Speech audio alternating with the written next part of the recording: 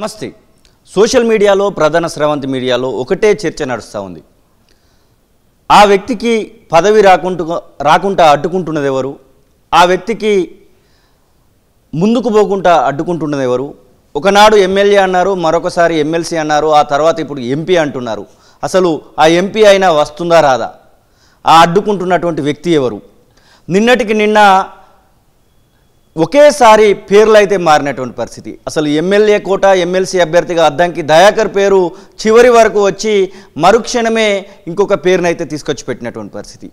నిన్న చాలా వరకు ఆందోళన అయితే చేయడం జరిగింది. దళిత సంఘాలు, మాల మహానాడుకు సంబంధించినటువంటి నేతలు, కర్ణాటకకు సంబంధించినటువంటి మాల మహానాడు దళిత సంఘ నేతలు, ఇంకా అద్దంకి దయాకర్ అభిమానులందరూ కూడా కొన్ని ప్రాంతాలలో సెల్ టవర్లు ఎక్కి మరి నిరసన మాత్రం తెలిపినటువంటి పరిస్థితి. ఇంకా మాకు నమ్మకం లేదు, ఆ ఎంపీ కూడా వస్తుందో రాదా అన్నటువంటి ఒక ఆందోళన చెందుతున్నటువంటి పరిస్థితి. మనతో పాటుగా ఎమ్మెల్యే కోట ఎమ్మెల్సీ కావాల్సినటువంటి అభ్యర్థి నుంచి కాస్త ఇప్పుడు కాంగ్రెస్ పార్టీ నేతగానే ఉన్నటువంటి అద్దంకి దయాకర్ ఉన్నారు. అన్నా, మరి ఎమ్మెల్సీ అని పిలుద్దాం అనుకుంటే ఎమ్మెల్సీ అని పిలవకుండా చేశారు. ఎవరున్నారు అసలు ఈ యొక్క మొత్తం వ్యవస్థ వెనుక? మీ అభిమానులు, మీకు సంబంధించినటువంటి మాల మహానాడు నాయకులు, కర్ణాటకకు సంబంధించినటువంటి వాళ్ళు, కొంతమంది మెదక్ వాళ్ళు అయితే సెల్ టవర్లు ఎక్కి మరి నిరసన తెలుపుతున్నారు. అసలు ఎందుకు ఇలాంటి పరిస్థితి క్రియేట్ అయింది? ఫస్ట్ అయితే వాళ్ళకి ఏం చెప్తున్నంటే, పార్టీ నన్ను మంచిగానే చూస్తుంది కాబట్టి మీరేమీ ఆశ్రమ పడకండి. ఇప్పుడు నాకు మళ్ళీ ఆంధ్రప్రదేశ్ వాళ్ళు కూడా చేసింది ఇట్లా ఏందన్నది అని అన్నారు. కానీ ఇది నా రాంగ్ నెగిటివ్ పోతుంది. దానివల్ల ఏంటంటే దయాకర్ ఏమో చేయిస్తున్నట్టుందని, అంటే కొంత వాళ్ళు కనెక్టెడ్గా ఉంటారు కాబట్టి దయాకర్ అన్నకు అన్యాయం జరుగుతుందనేది ఒక ఫీల్తో ఉంటుంది. కానీ అన్యాయం ఏం చేయదు పార్టీ. మీరు అన్నారు ఎమ్మెల్యే అని అందాం అనుకుంటే ఎమ్మెల్యేది పోయింది, ఎమ్మెల్సీ అందాం అనుకుంటే ఎమ్మెల్సీ పోయింది, ఎంపీ అందామంటే ఇంకా మంచిది వస్తుందేమో. వాళ్ళ గుడ్ లుక్స్లో ఉన్న నేను ఈ త్యాగాల వల్ల నా టీఆర్పీ పెరిగింది, ఏం తగ్గలే. సో రాజకీయ నాయకులు కూడా ఇట్లా ఉంటారా అని ప్రజలు కూడా ఆలోచించే స్థితి ఉన్నారు. రాజకీయ నాయకులం ఇట్లా కూడా ఉంటామని చెప్తున్నాం సమాజానికి. కాబట్టి ఇది ఒక మంచి అదృష్టమైన అవకాశం వచ్చింది నాకు. కాబట్టి ఎవ్వరేం ఫీల్ కావాల్సిన అవసరం లేదు. డెఫినెట్గా తొందరలోనే అవకాశాన్ని ఇచ్చే పరిస్థితి ఎక్కువ ఉన్నది. 119వ నియోజకవర్గం కింద తుంగతుర్తిని నవంబర్ 9వ తారీఖు సాయంత్రం ప్రకటించారు. అప్పటి వరకు అద్దంకి దయాకర్ పేరే ఉంటుంది అనుకుంటే ఇప్పుడు ఉన్నటువంటి ఎమ్మెల్యే మందుల సామెల్ పేరు అయితే తెర మీదకి వచ్చింది. వచ్చిన మరుక్షణమే ఒక వీడియో రిలీజ్ చేశారు. నిన్నగాక మొన్న సేమ్ అట్లనే ఎమ్మెల్యే కోట ఎమ్మెల్సీ విషయంలో కూడా ఒక వీడియో రిలీజ్ చేశారు. వీడియోలు ముందుగానే ప్రిపేర్ చేసి పెట్టుకుంటున్నారా లేకపోతే ఏంది అసలు? అయితే ఆ వీడియో అనేది తీవ్రతను తగ్గిస్తుంది, లేకపోతే అనుమానాన్ని పెంచుతుంది. దానివల్ల పార్టీకి నష్టం జరగొద్దనే ఉద్దేశమే.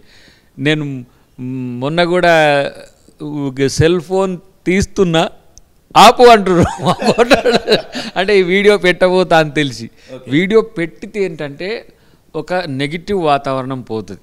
బట్ నేను ఇంత కొట్లాడి పార్టీ కొరకు, ఏ పార్టీ కొరకు కొట్లాడినా మా పార్టీకి వ్యతిరేకంగా మాట్లాడడం అనేది నా వల్ల కాదు. రేపు కూడా మీరు చూడండి, నాకు అవకాశం ఇవ్వకపోయినా ఆ పార్టీతో కట్టుబడి ఉండడం వరకే నేను చేయగలదు తప్పితే ఇంకో రాజకీయాలు తెలియవు. నా నేపథ్యము, మా డాడ్ అందరు కూడా కమ్యూనిస్ట్ నేపథ్యంతో వచ్చిన వాళ్ళు. నాకు తెలిసిన రాజకీయం కాంగ్రెసే. ఇప్పుడు వాళ్ళది కూడా నాకు డిఎన్ఏ అట్లా కంటిన్యూ అవుతున్నది. వాళ్ళ త్యాగాలు, వాళ్ళు ఇప్పుడు బిఎన్ రెడ్డి గారు కానీ మల్లు స్వరాజ్యం గారి నుంచి మొదలు పెడితే అక్కడ రావినారాయణ రెడ్డి గారు ఉంటుండే మా ఏరియాలో, అక్కడ కూడా ఆ త్యాగాల పునాది నుంచి ఉన్న కాబట్టి ఆ త్యాగానికి అదొక బ్రాండ్గా ఆ ఏరియా నల్గొండ జిల్లా పర్టికులర్గా సూర్యాపేట ప్రాంతం నుంచి ఉంటాను. కాబట్టి దాన్ని నేను నెగిటివ్గా తీసుకోకపోవడానికి అదొకటి కారణము. నాకు తెలిసి చేసే రాజకీయం కాంగ్రెస్తోనే. నేను రాజకీయం అంటే I start with Congress only. 20 years old public life ఉన్నా కూడా నేను ఉద్యమంలో అన్ని పార్టీలతో కలిసి ఉన్న జేఎస్లో ఆ 10 సంవత్సరాలు, ఈ 10 సంవత్సరాలు నేను కాంగ్రెస్లో జాయిన్ అయిన తర్వాత కాంగ్రెస్ రాజకీయాలే తెలుసు. కాంగ్రెస్ కూడా పోవడానికి కారణం ఏంటంటే కాంగ్రెస్ ఆలోచన విధానం అనేది భారత రాజ్యాంగంతోనే ముడిపడి ఉంటుంది. కాబట్టి ఈ దేశం ఈ స్థితిలో ఉన్న పరిస్థితికి కాంగ్రెసే కారణం. కాబట్టి తెలంగాణ ఇచ్చిన కాంగ్రెస్ పార్టీకి నా సర్వీసెస్ ఇవ్వాలనుకొని వచ్చిన కాబట్టి దాంతోనే కొనసాగుతా. కాబట్టి నేనేం నెగిటివ్ స్టేట్మెంట్స్ ఇవ్వడానికి రాదు. ఇప్పుడు నా నేపథ్యం, నా సంఘంలో ఉన్న క్యాడరు అన్ని పార్టీల్లో ఉంటారు వాళ్ళు. అక్కడ ఆంధ్రప్రదేశ్లో టీడీపీలో ఉండొచ్చు, వైసీపీలో ఉండొచ్చు, కర్ణాటకలో కాంగ్రెస్లో ఉండొచ్చు, బీజేపీలో ఉండొచ్చు, ఇక్కడ బీఆర్ఎస్లో ఉండొచ్చు, కాంగ్రెస్లో ఉండొచ్చు, బీజేపీలో ఉండొచ్చు. కానీ ఉమ్మడిగా అద్దంకి దయాకర్ అన్న అనేటోడు మా నాయకునికి ఇట్లా నష్టం చేస్తుండ్రనే ఒక ఆలోచనతో చేయొచ్చు. కానీ అది చేయకండి అని చెప్పి నేను విజ్ఞప్తి చేస్తున్నాను. ఎందుకంటే నా దగ్గరికి ఇప్పుడు నిన్న తెలంగాణ శాఖ అధ్యక్షుడు వచ్చి మేము ఇక ఆగేది లేదన్నా, మీరు ఆగమంటే ఆగుతున్నాం అని అంటే మీరు ఆగాల్సిందే అని చెప్పిన. లేదు గాంధీ భవన్ కాడికి పోతాం మేము ఇట్లా చేస్తామంటే, గాంధీ భవన్ దగ్గరికి మీరు పోయినరు అంటే అది నన్ను విమర్శించినట్టే అని చెప్పిన. వాళ్ళు మీరైతే సుధాకర్ని కనుక్కోండి ఇంకా వీలైతే.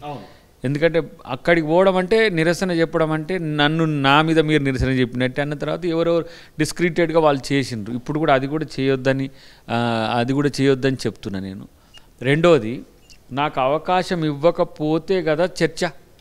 అవకాశం ఇవ్వనని అన్నది